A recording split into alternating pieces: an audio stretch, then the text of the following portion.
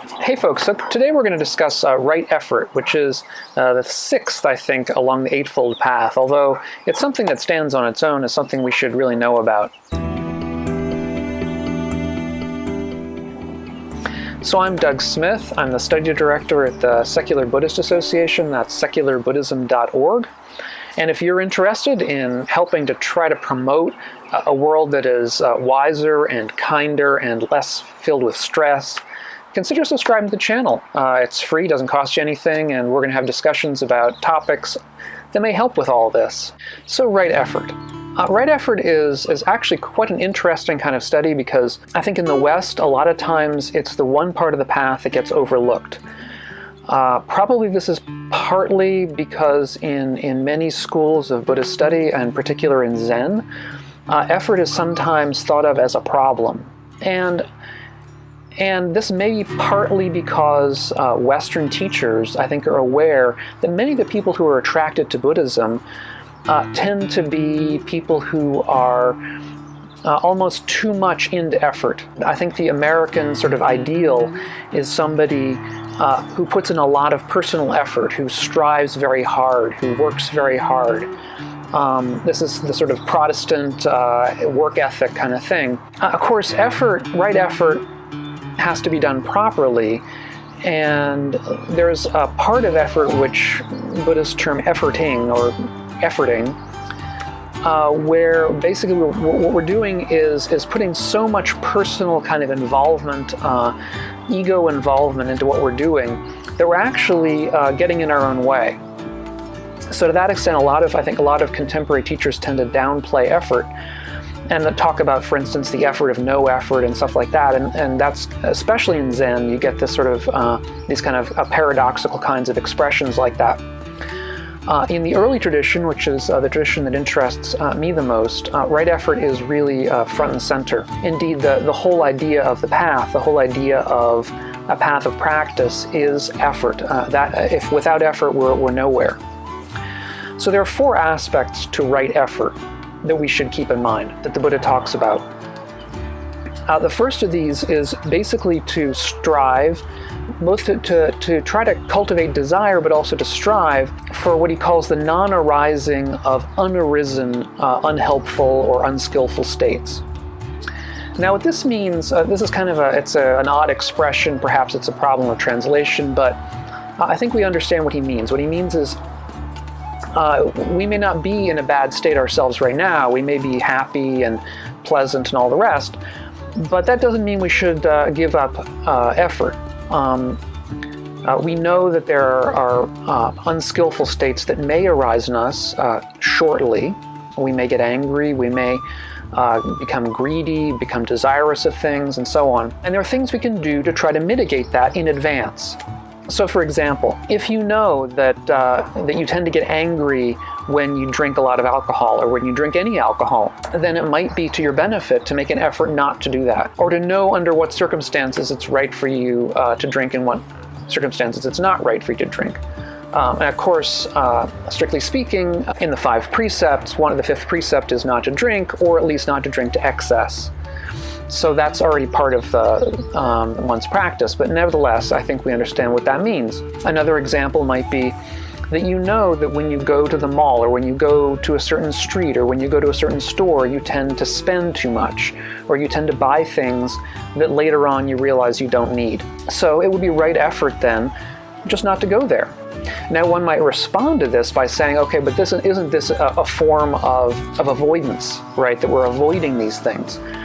But in the early Buddhist understanding, there's a form of avoidance that's actually skillful. And it's usually, the concept behind it is usually translated that one's guarding the sense doors. What this means is that we understand that we aren't awakened yet, we're not perfect, and that there are certain circumstances under which things that come into our senses tend to make us do unskillful things. So if we know that's going to be the case, then we should strive, we should make an effort to guard the sense doors against those things, which is to say just not put us in those situations. Of course, the classic example would be the monk, the monastic who was out on alms round should keep their eyes down so they're not looking, they're not going to be distracted. Of course, we don't have to go that far, but the idea is the same.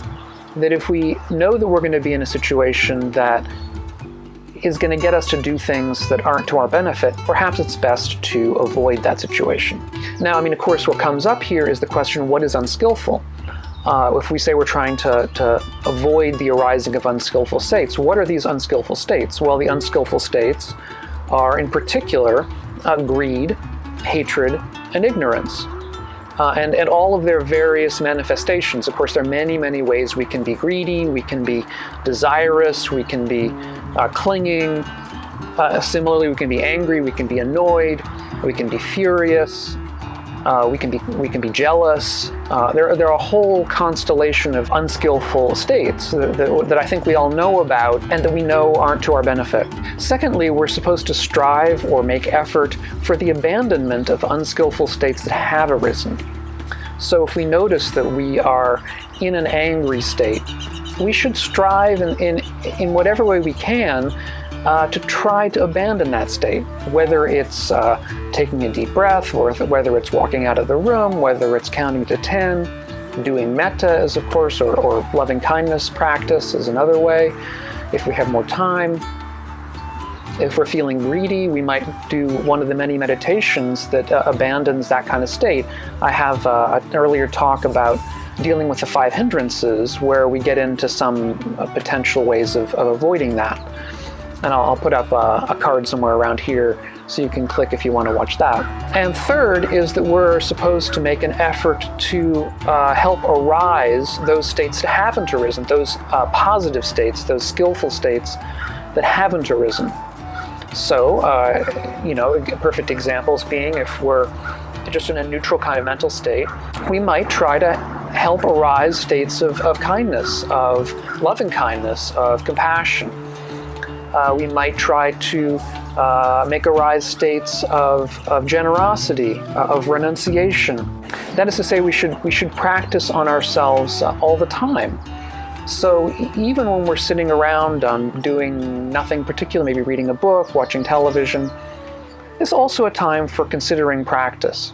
And a similar question would be, what are these skillful states that we're going to try to help arise? Again, they would be the opposites of the ones we discussed before, of the unskillful states. So again, they would be loving kindness, compassion, sympathetic joy, which is joy in other people's success. So that's a great counteraction to jealousy. It would be equanimity, which is sort of the ultimate state, one of the ultimate states in Buddhist practice, to become friendly with whatever the world tosses at us. They would be states of generosity and renunciation. Those are counters to greed. And of course, states of wisdom that in a certain sense encompasses everything. And last of the 4 is that we should make an effort to maintain those skillful states that have arisen. So again, if we find ourselves in a state of wanting to renounce things, of not needing so much around us, not needing possessions, well, we should do whatever we can to try to maintain that. If we're in a state of compassion for others, we should do what we can to maintain that. But in all of these cases, what's important is balance. The Buddha gives a very famous parable of the lute player, which you may have heard, where he says to a person who's practicing very, very diligently, he says, the lute player finds the best tone when the lute is tuned in the middle. If you tune it too tightly, you don't get it. It's very difficult to play the lute. If you tune it too loosely, it's again very difficult to play. It's impossible to play. So the same thing should be true in right effort for us. Right effort involves finding that balance between being overly effortful or efforting and being overly lazy and not doing enough effort. I think in a certain sense this is one of the really key parts of the Eightfold Path, and one that needs to be with us literally all the time. For some of us, right effort will be no effort. Okay, for some of us who are very tightly wound, who feel an ego involvement with everything they do, their right effort might be to renounce the idea of effort altogether and to try to come at the problem from a different angle. Again, that, depending on how we're doing things, that may be a kind of effort. it may be very difficult to give up ego involvement in what we're doing. And it may be that by giving up that ego involvement, we are actually coming to a place that's more skillful in the longer term. So I hope that this has been useful to you. Short discussion on the 4 aspects of right effort. If you're new to the channel, really glad to have you here. If you've been here before, thanks for returning. I hope again that this has been useful, and we'll catch you on the next one. Bye-bye.